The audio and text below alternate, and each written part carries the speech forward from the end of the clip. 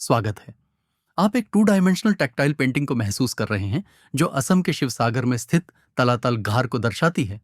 ये 18वीं century CE में Ahom dynasty के समय बनाया गया था और ये रॉयल रेजिडेंस होने के साथ साथ एडमिनिस्ट्रेटिव और मिलिट्री स्ट्रक्चर के रूप में भी उपयोग होता था।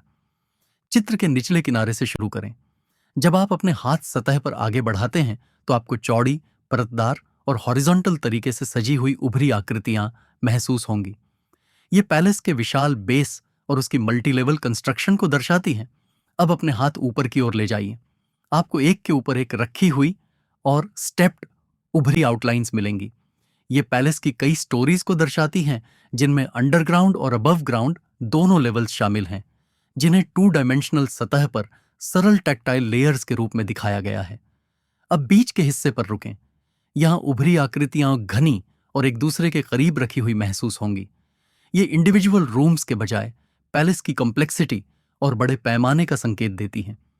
आगे बाहर की ओर बढ़ते हुए देखें कि उभरी आकृतियां कैसे साइड की दिशा में फैलती हैं। यह हॉरिजॉन्टल फैलाव पैलेस की उस भूमिका को दर्शाता है जहां यह एक सिंगल वर्टिकल स्ट्रक्चर नहीं बल्कि एक बड़ा मल्टीफंक्शनल कॉम्प्लेक्स था। यह टेक्टाइल पेंटिंग स्केल, लेयरिंग और ऑर्गेनाइजेशन पर केंद्रित है।